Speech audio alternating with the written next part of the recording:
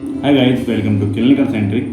दोस्तों, kidney damage की problem आजकल मोस्ट कॉमन दिखाई देने लगी है। बहुत सारे मरीज अस्पतालों में देखने को मिल जाएंगे आपको। तो आज की इस वीडियो में हम बात करने वाले हैं किडनी डैमेज के कारण, लक्षण और इलाज के बारे में। और साथ ही में वीडियो के अंत में हम बात करेंगे कुछ ऐसी प्रिवेंशन और एडवाइसेस के बारे में जिन्हें अपनाकर आप भी किडनी डैमेज से बच सकते हैं और हेल्दी लाइफस्टाइल अपना सकते हैं। तो सबसे पहले बात करते हैं किडनी डैमेज के कारणों के बारे में।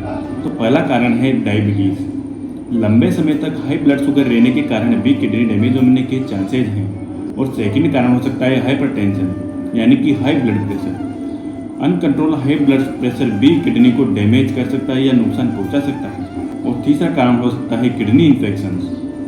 कुछ इन्फेक्शन जो कि किडनी में होते हैं और लंबे समय तक बने रहते हैं, जिनका इलाज प्रॉपर टाइम से नहीं मिल पा रहा है, तो उसकी वजह से भी किडनी डैमेज होने के चांसेस ज़्यादा रहते हैं। और अगला कारण हो सकता है kidney stone. Repeatedly kidney stone formation हो रहा है, यानी बार बार किडनी में स्टोन्स जमा हो रहे हैं, किडनी स्टोन की प्रॉब्लम लंबे समय से बनी हुई है, तो उसके कारण भी किडनी डैमेज के चांसेस ज़्यादा हो सकते हैं। और अगला कारण कुछ ऑटो इम्यून डिजीजेज हैं, जैसे कि लूपस या ग्लोमेरुलोनेफ्राइटिस जैसी बीमारियां भी किडनी को डैमेज कर सकती हैं। और कुछ दवाइयां जो कि टॉक्सिक साइड इफेक्ट दिखाती हैं, उसकी वजह से भी किडनी डैमेज होने के चांसेस ज़्यादा रहते हैं। और एक सबसे मोस्ट कॉमन कारण जो है ट्रॉमा, क्योंकि एक्सीडेंट या फिर किसी इंजरी की कंडीशन में भी किडनी डैमेज के चांसेस सबसे ज़्यादा रहते हैं। और अब आगे बात करते हैं कुछ लक्षणों के बारे में जो कि किडनी डैमेज में दिखाई देते हैं। तो किडनी डैमेज में आपको कुछ लक्षण जैसे कि फैटीग, यानी कि थकान से आपको महसूस हो सकती है। और किडनी डैमेज सबसे मेन सिम्टम दिखाई देता है स्वेलिंग, क्योंकि किडनी का काम है वाटर को फिल्टर करना, यानी ब्लड में जितना भी पानी है उसको फिल्टर करके बाहर निकालना और जो काम में आने वाला है तो वापस ब्लड में डाल देना। लेकिन जब किडनी ही डैमेज हो जाएगी तो वाटर प्रॉपर मात्रा में बाहर निकल नहीं पाएगा। इसकी वजह से जो बॉडी के अंदर का फ्लूइड है उसका अमाउंट बढ़ता जाएगा और स्वेलिंग हमें देखने को मिलेगी। और जनरलाइज बॉडी एडेमा भी देखने को मिल सकता है। और इसके अलावा आपको यूरिनेशन चेंजेस भी देखने को मिलेंगे, यानी कि बार बार आपको टॉयलेट करने की इच्छा होगी लेकिन कम मात्रा में आता है। इसके अलावा यूरिन का कलर डार्क हो जाता है और फोमी और पेनफुल कंडीशन भी हो सकती है, यानी टॉयलेट के दौरान आपको दर्द भी हो सकता है। और अगर सीवियर कंडीशन हो गई है, किडनी ज़्यादा डैमेज हो गई है, तो आपको यूरिन के साथ ब्लड भी देखने को मिल सकता है। और इसके अलावा आपको कुछ कंडीशंस जैसे कि हाई ब्लड प्रेशर या फ्लूइड रिटेंशन की कंडीशन देखने को मिलेगी और साथ में ही नोजिया वोमिटिंग भी देखने को मिलेगा। और सबसे मेन काम लॉस ऑफ एपेटाइट, यानी भूख का लगना भी कम हो जाएगा। तो ये से लक्षण आपको दिखाई दे सकते हैं किडनी डैमेज में।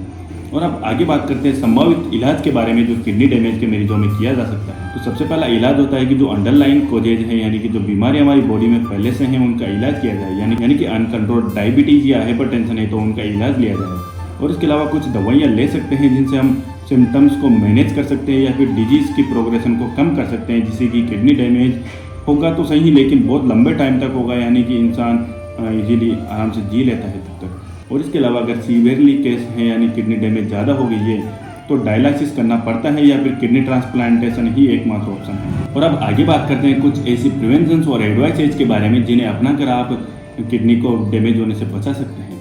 तो सबसे पहले तो आपको अंडरलाइन जो कंडीशंस हैं आपके बॉडी में उनको कंट्रोल करना है, यानी कि डायबिटीज़ को कंट्रोल करना है, हाइपरटेंशन को कंट्रोल करना है। और इसके अलावा अगर कोई और हेल्थ इशू है आपकी बॉडी में तो उसको मैनेज करके रखना है।